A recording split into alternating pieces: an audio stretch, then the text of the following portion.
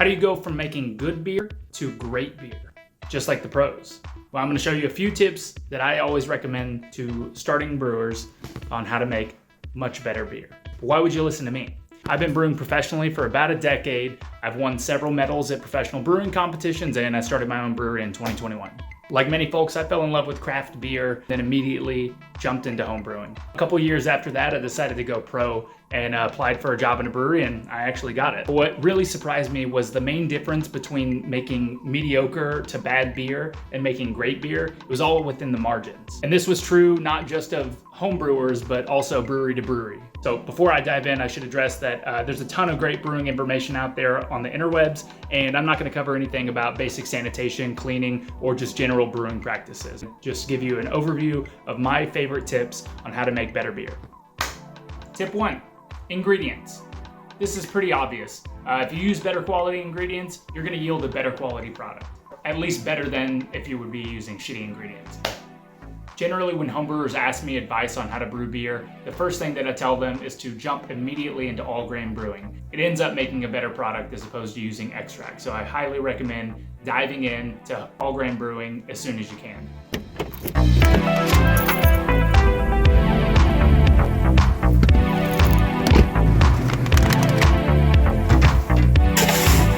You're buying ingredients from a local homebrew shop. Make sure that you're checking product dates, you're visually inspecting grains, you're checking crop years of hops that you're purchasing, and you're looking at the little yeast packets. If they're expanded, they've been sitting there for a few weeks. So either grab a fresh one or make sure to propagate that yeast and make sure it's healthy and ready to go before you pitch it into your beer.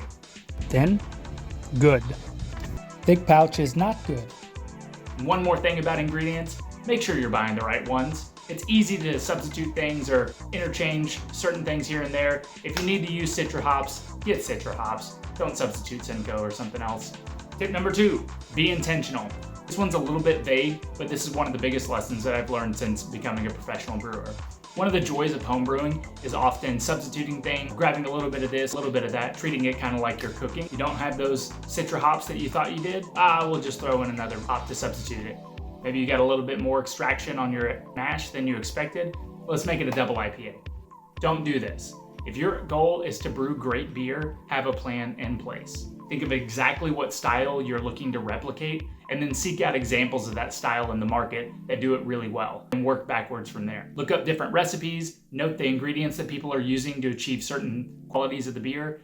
Are they using a specific grain to achieve this specific color? Are they using specific hops to achieve this specific aromatic quality? Document the taste, the color, the aroma, the mouthfeel, and then use only the ingredients that move you towards hitting those goals. I have a great example of this practically being applied in a professional brewing setting. I was working at a brew pub in Austin, Texas many years ago. I sat in on a seminar at CBC, the Craft Brewers Conference, and it was over wooden barrel-aged beers. Up to that point, we had been producing a couple of barrel-aged beers a year. We would brew a base beer, put it into bourbon barrels, and let it sit for 4 to 6 weeks. After sitting in on this seminar and hearing the intentionality behind how these great brewers approach barrel-aged beers, completely changed our process. We went on to building a new recipe from scratch, brewing a beer that was ready to receive the flavor and character from the barrel and the aging process, and not just a great beer to put inside of a barrel. We extended our aging time from 4 to 6 weeks to 11 months to allow all that microoxidation and the changes in the malt profile over that time, as well as extracting all that wooden bourbon character. What came out of this was possibly the best beer that I ever brewed at that brewery, and it ended up being one of the most popular beer releases we did the entire year. We had the tools, we had the knowledge, we had the ingredients, but we didn't put all of those things together intentionally in order to achieve the product that we wanted in the very end. So again, start with a very specific style and work backwards from there using best practices from those who brew those styles really, really well. Tip number 3, this may be the biggest one for home brewers, and this is kind of an obvious one, but temperature control. You don't need anything too fancy, but I highly, highly recommend buying a freezer or a refrigerator that you then attach a temperature controller to as your fermentation chamber. In fact, when I opened Tanglefoot Brewing in 2021, my system was a 15-gallon homebrew system with plastic Spiegel fermentation vessels, and I used upright freezers as a fermentation chamber. And I was brewing pretty great beer on that system. Wow. Very similar to what I'm brewing now on a much nicer system. So it's not necessarily the equipment, but it's the process. While there are many tricks and tips to help control temperature in a carboy on a homebrew setting, like draping a damp towel around the carboy to wick away the heat, put it in a cool, dark closet and let it go, or simply just having a fan blow on it to remove the heat from the fermentation. Those are easy, simple tips to help with that, but ultimately don't control temperature as well as if you had a dedicated fermentation chamber. Not only is it super important to have temperature control during primary fermentation, it's also really important for the beer's clarity and conditioning phases to be able to crash that temperature adequately throughout the process. Tip number 4, yeast health.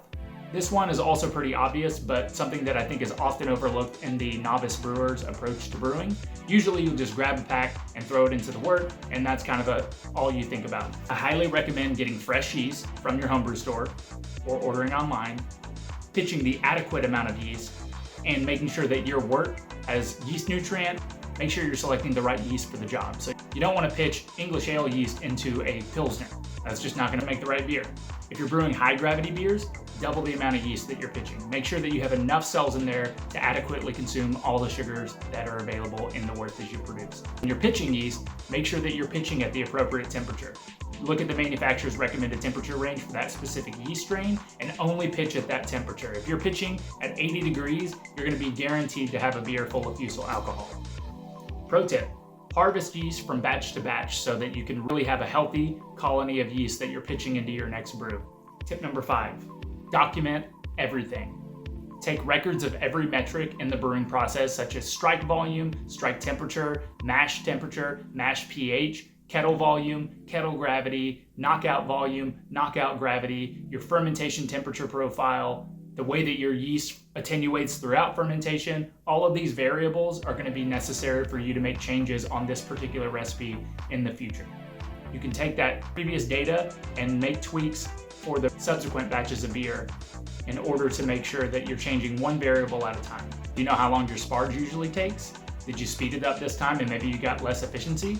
Any piece of data you track is going to let you know where the problems exist in your brewing process, and it'll also help justify when you do make good beer that you're hitting those metrics. So that's it. Those are my 5 tips. Now go make good beer. It's so easy.